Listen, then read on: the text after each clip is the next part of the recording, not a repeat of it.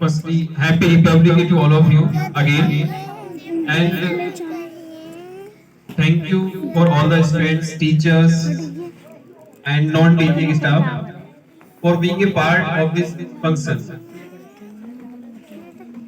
As you know, we are celebrating our 75th Republic Day,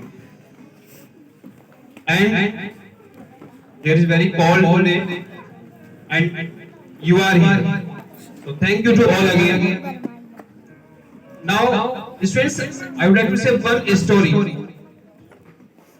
As you know, students, there is a big problem for many students.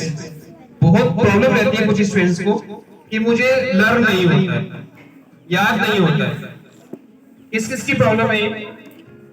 May be maximum students की problem रहती है ना कि मुझे learn नहीं होता है. Teachers से पता करते हैं कि बेटा आज आपने लर्न किया, तो उनका कोई भी रेस्पॉन्ड नहीं होता है. Am I right? It's been learn करने में सबको प्रॉब्लम होती है. इसके पीछे एक स्टोरी आपको बताऊंगा. पहले जो एजुकेशन चलती थी वहां पर ऐसे स्कूल नहीं होते थे, तो बच्चों को एजुकेशन लेने के लिए, शिक्षा ग्रहण करने के लिए गुरु के पास जाना होता था. तो ऐसे ही एक गुरु एक शिष्य को शिक्षा दे रहे थे, सभी को शिक्षा दे रहे थे. उनमें एक ऐसा स्टूडेंट था उनका जिसको कितना भी समझा लिया उसने, और उस शिष्य ने भी बहुत कोशिश की, लेकिन उनको समझ में कुछ नहीं आता. गुरुजी ने भी बहुत कोशिश की, स्टूडेंट्स ने भी बहुत कोशिश की. जब बार बार कोशिश करने पर समझ में नहीं आया, तो जैसे टीचर्स भी कह देते हैं कि बेटा अब आप अपने आप देखो, हमारे बस में कुछ नहीं है. ऐसे ही उन गुरुजी ने कहा कि अब हम मेरे बस में कुछ नहीं है, अब आप अपने आप, या फिर आप एक काम कीजिए, यहां से आप अपने घर चले जाइए और वहां पर अपना कुछ काम स्टार्ट कीजिए, क्योंकि आपके बस में पढ़ाई नहीं है.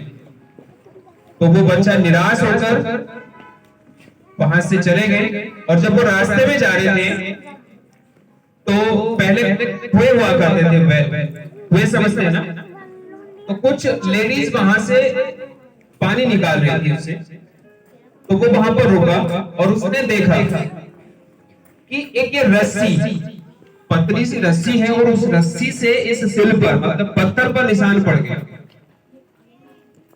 ठीक है. तो उन्होंने पूछा कि ये इतनी सॉफ्ट सी रस्सी है, इससे इस पत्थर पर निशान कैसे बन गया? तो उन लेडीज ने उनको बताया कि ये निशान ऐसे ही नहीं बना है, जब ये रस्सी बार बार खींची जाती है तब इस पर निशान बनता है. इस पर एक दोहा भी है, करत करत अभ्यास ते जड़मती होत सुजान, और रसरी आबत जात से सिल पर पड़त निशान. ये शायद आपने पढ़ा हो बड़ी क्लासेस में, कि मतलब जब रस्सी बार बार एक सिल से, एक पत्थर से बार बार ऊपर नीचे होती है, तो वो भी एक पत्थर में निशान बना देती है. उसकी समझ में आ गया कि मैं क्या कमी कर रहा हूं.